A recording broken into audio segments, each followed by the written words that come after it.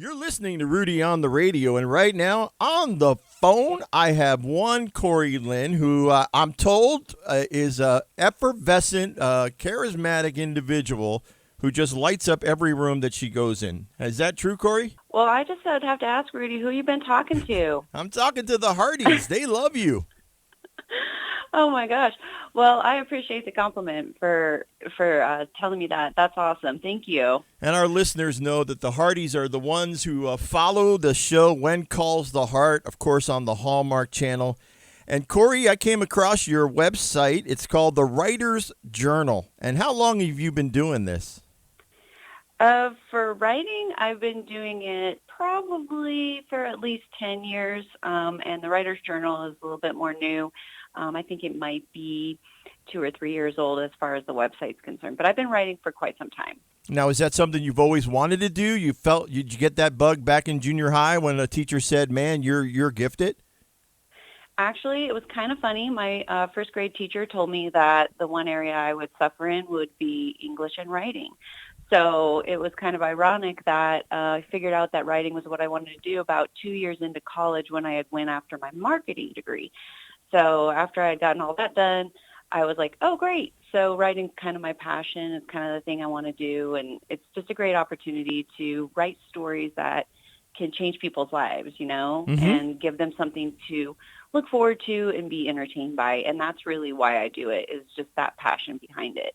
Now, a lot of the posts here are the art of dating, and that came about. I'll have you tell us about it, but they're wonderful posts on your website. And how did they all come about? Well, the art of dating is also somewhat another irony that I have in my life. That is because I had a lot of friends who were coming to me asking me for advice on dating, and the ironic part is that I haven't really had a steady boyfriend. So I started taking notes on all the stuff that they were asking, finding the commonalities, and then I just decided to put it together almost like a college course. So it starts off with, finding the wingman and ends up with, the idea of, hey, what would happen if we got married? And so I just decided, what, it would be kind of funny if someone who's never really been a steady dater or had a steady boyfriend wrote something about that topic. And as I wrote them, I had a lot of people telling me how accurate it was just from experiences I'd heard about with my friends. Well, So it was more of a goofy thing that I started, and then it just sort of took off. it sure has taken. I mean, you get lots of wonderful responses here also. Yeah, I have a lot of interactive readers, whether it's through the website, through the blog, or through stories that I've written. And actually, a lot of those, like you had mentioned at the beginning, were Hardee's. Mm-hmm. Hardee's is definitely the target market for what I like to write, kind of wholesome, family-friendly entertainment, or just basic life stories that are kind of like, oh, gosh, this happened to me. Who does this happen to? So I have a lot of interaction from the readers, which is great because it makes it worth doing. Why is it that some of our lives, I mean, I kind of live a life that could have easily become like a reality show. Why is it some lives are just like, they're never normal? They just have one adventure after another. You know what? I completely agree with you. And sometimes I think what happens with people is they have this kind of random thing happen to them, and they don't think about they don't really take it seriously and think about it and think, oh my goodness, how did this happen to just me? Or how did I get lucky enough to have this ironic moment in my life? And for me, I've just, you walk away from the situation, and for me, I get in my car, and that's when I do all my thinking, and I think, did that really just happen? And then, of course, my next thought is, should I put that out for the public to read? And then my following thought is, sure, why not, Mm-hmm. Mm-hmm. Well, I think that's a gift from God. I mean, there are a lot of ways that a lot of times I go, I don't need any more stories, Lord. I think you've given me enough. And then boom, here we go again. And it's not just something that happens to me. It translates into, a blog or a story or a talk, and it impacts a whole lot more than just yourself. Absolutely. I think we all have things that happen in our life that are so relatable. And a lot of the times things happen that we don't think, oh, hey, this person might be going through it. And then when you put it out there with somewhat of a humor type of a spin, suddenly you have people admitting, oh my gosh, I went through that too. And you start to find other ways to connect with people. And you're right. It truly does go back to, a gift from God, because to me, my writing in the end, I write because I feel that he's called me to do that. Mm-hmm. And so my writing, if it doesn't bring glory to him, then it's not even worth doing, Mm-hmm. in my opinion. Do you So ever say to the Lord, "Can I have the next 2 weeks off?" I say that all the time, Rudy. I can't even tell you. It is so hard. A lot of people don't know this about writing, but writing is not a full-time career. Mm-hmm. It's, hit or miss, and sometimes you don't get paid at all. So a lot of writers have full-time jobs. So I'm always asking in the Lord for 2 weeks off because if it were up to me, I would do this full time and try to make a career, or I'm attempting to make a career of it right now. But as you well know, being in the creative industry, it can take a little while for that to get rolling. Yeah, sure, but obviously have the talent and the ability, and your writing does draw people in. Tell us about the Hearts Under Fire novel. Well, the Hearts Under Fire novel actually was a situation where I had seen on Twitter that the Hallmark Channel had opened up a branch called Hallmark Publishing. And they had put out a tweet saying, if you are a newbie writer, maybe you don't have an agent, we're looking at opportunities for novels and stories. And so I thought, these opportunities don't come along very often, so maybe I'll write something that could fit within the Hallmark realm. And I was in my garage one day, and I personally have this old steamer trunk that I got as a family heirloom, and I was talking with a friend about restoring it. Mm-hmm. And I asked her, I said, what would happen if there was a journal or some letters in there from the past, that told the story of someone from maybe, I don't know, World War II. And so the story kind of spurred from that, which is this idea that this, girl who's in present day finds this old trunk, goes to restore it, and runs across a journal of a couple from 1941 where they're falling in love, but then World War II happens and he goes off to war. So she kind of follows their story through the journal. And I thought, this seems like it's up Hallmark's alley. So I sent it over to them, and they were super polite. They said that they really enjoyed being able to read it, but it was a little too historical for what they were looking for. And so then I ended up having a perfectly completed book, and I thought, you know what, the Hardys might enjoy this. So I started posting on a website called Wattpad where Hardys can go and they can read it for free. And I do about 2 or 3, maybe sometimes 4 chapters a week. And I let people know on Twitter when it's out. Mm-hmm. And they can go leave comments and vote for what they like, and they give feedback. And I love the feedback because it only makes my writing better. So that's kind of where we're at right now. There is an agent who has the book in their hands, but agents are busy. And so it's one of those deals where it's still kind of up in the air on whether or not we can go with the traditional route of publishing or if this will just be something for Hardy's Entertainment. See, that I kind of I thing. love the combination of history and the novel and the whole family friendly. I love that combination. It's just so powerful. And one of the greatest gifts I was ever given, Corey, was the actual love letters between a man who was part of our church and then when she was his fiance, and he was in the Battle of the Bulge writing these letters, and he gave me those before he passed on, and I still get teary-eyed. I mean, they're the most powerful love letters I think I've ever read, and what a privilege I can't see how that wouldn't be a surefire hit. Oh, 100%. And it's kind of interesting because when I sat down to write the book, my grandfather was actually a gunner in Mm-hmm. World War II, and I Mm-hmm. knew his personal stories. So those became the stories of Dean when he would write his letters back to Ava. And then Ava's story, what I did for her is my grandma on my mom's side, her sister was still alive alive to talk to me and give me a firsthand interview. And she was alive during that World War II time. So Ava's stories reflect personal history from my mom's side of the family, and Dean's stories reflect personal history from my father's side of the family. And so what's great about that is kind of in this fictional story, I've captured real life elements. And what I like about that is history is kind of a questionable thing because everybody sees it as, well, this is fact or this is fiction Right. or Uh-huh. what did you make up? But since it was all firsthand stories, I knew everything I was putting in the book was true to heart and had actually happened to somebody. So I felt a lot more confident writing about it. And I think one thing in this generation that we've lost is the ability to just remember where we've come from, that Yes. history. And Mm-hmm. like the letters you got, Mm-hmm. that would probably be something I'd be interested in reading too, because there's just something so powerful from the story of where we come from Yes. and the respect that we had during that time as Mm. a country. Well, the Christmas Eve letter he wrote alone was, and I know what's coming, and tears just stream down my face every time I read that letter because it was so real, and he was hoping to come home by next Christmas, and it was right there. Well, and I will tell you something too. For anyone that's considering reading Hearts Under Fire, thinking, "Oh my gosh, there's war. This is going to be sad." One of the requirements when making the book for Hallmark was that you had to have a happy ending. Sure. So I will assure anybody who's thinking of considering reading the book, I will tell you, number one, it is not as predictable as you might think. I've got some Hardies right now who are reading it saying, "Oh my gosh, what's going to happen?" Because they're Mm-hmm. not really Mm-hmm. sure which direction the book's going to go.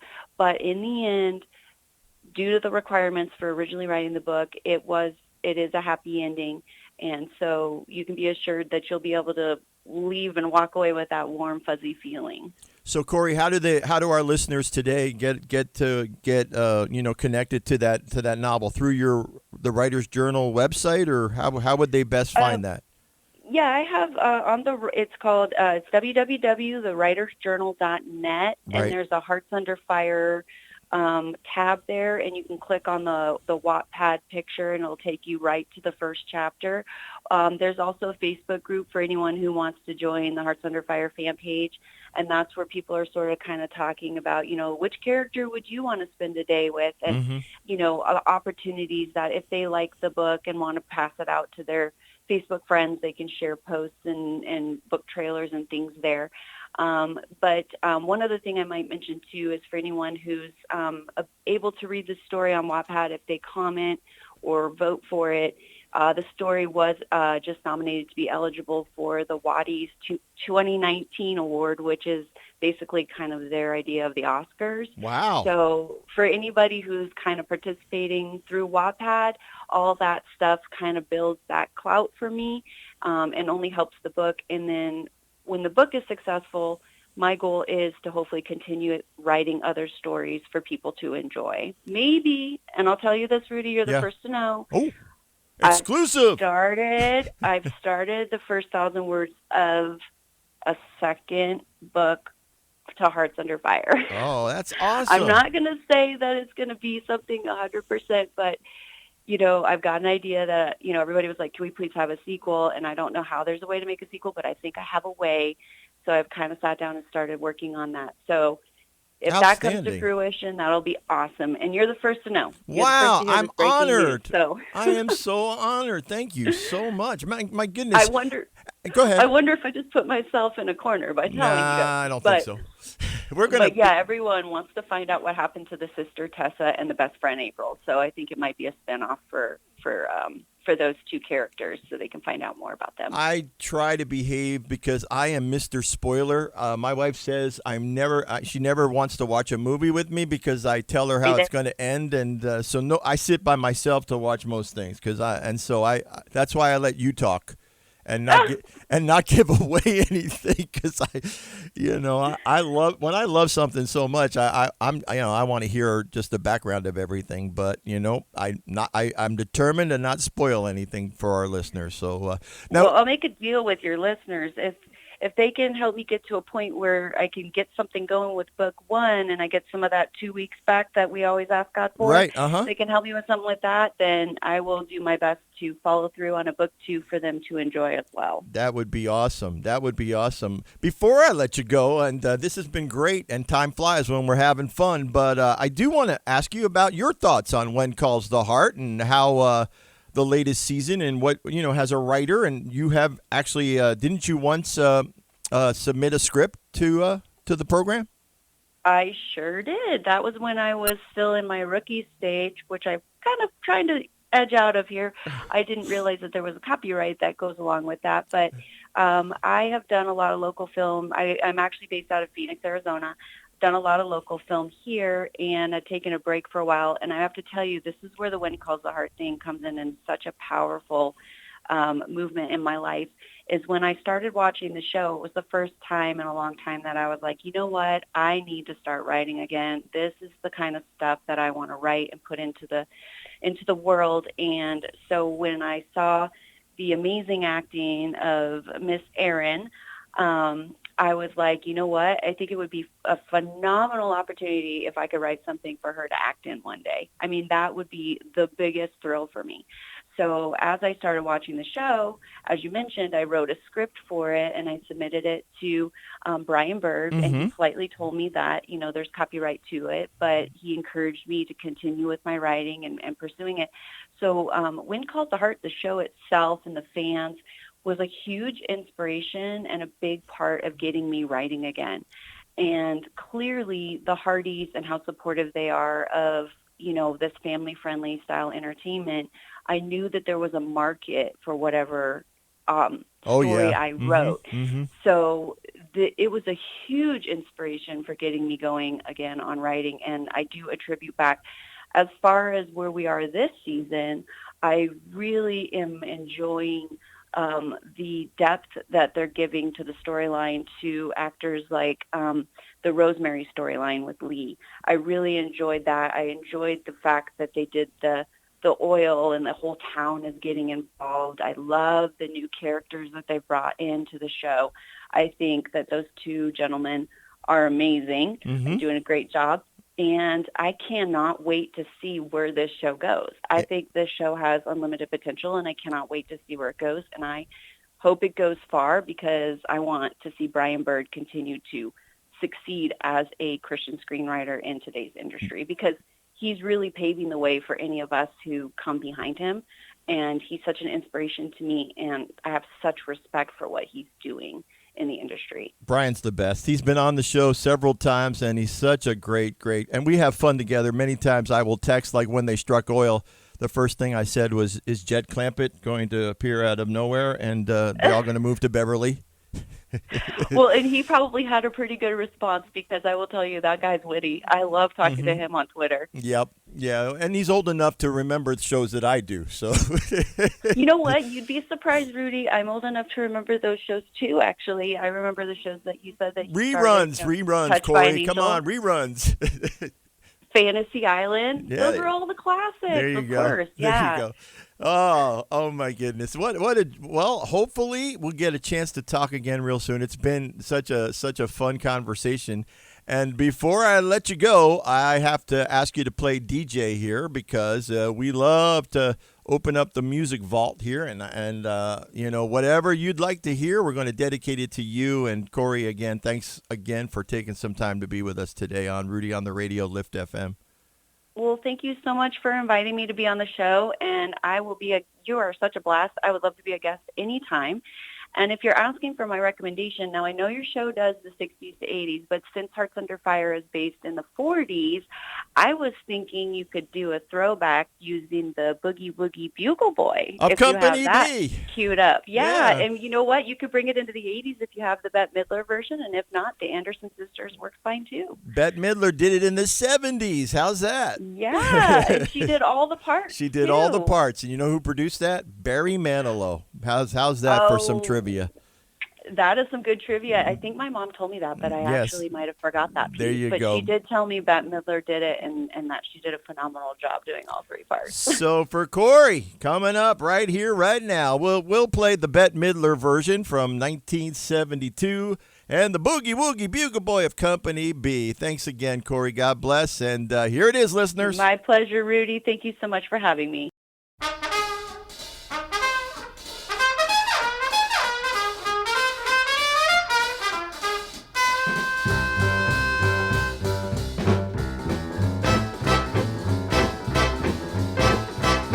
He was a famous trumpet man from out Chicago way, and he had a boogie style that no one else could play. He was the top man at his craft, but then his number came up and he was gone with the draft. He's in the army now, he's blowing reveille. He's a Boogie Woogie Bugle Boy of Company B. They made him blow a bugle for his Uncle Sam.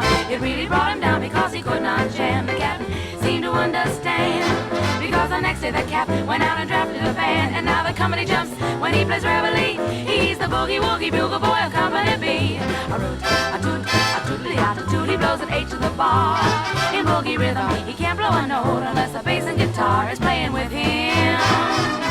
And the company jumps when he plays reveille. He's the boogie woogie bugle boy of Company B. He was some boogie woogie bugle boy of Company B. And when he plays boogie woogie bugle, he was busy as a boozy bee. And when he plays, he made the company jump eight to the bar. He's the boogie woogie bugle boy of Company B. Da da doodly da doodly da toot toot. He blows an eight to the bar. He can blow a note of a bass and guitar isn't with him. And the company jumps when he plays reveille. He's the boogie woogie bugle boy of Company B.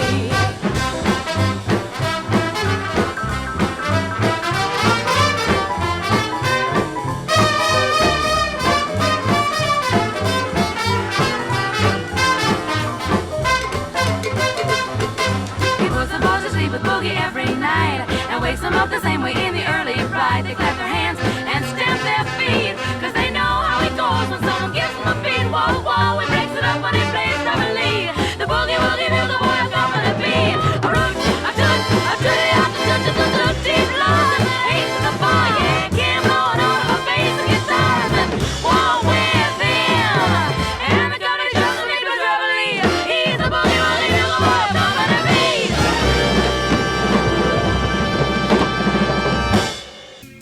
So much fun talking to Corey Lynn. Thanks again, Corey, for being part of our 4th of July weekend show. And I have to dig out something from my oldies attic, because she mentioned the Andrews Sisters, and the Andrews Sisters in World War II and the Greatest Generation and the Home Front all goes together. So here's a nugget. Hearts on Fire, the whole era. Here's an extra little nugget thrown in. It's call it the Rudy on the Radio fireworks special.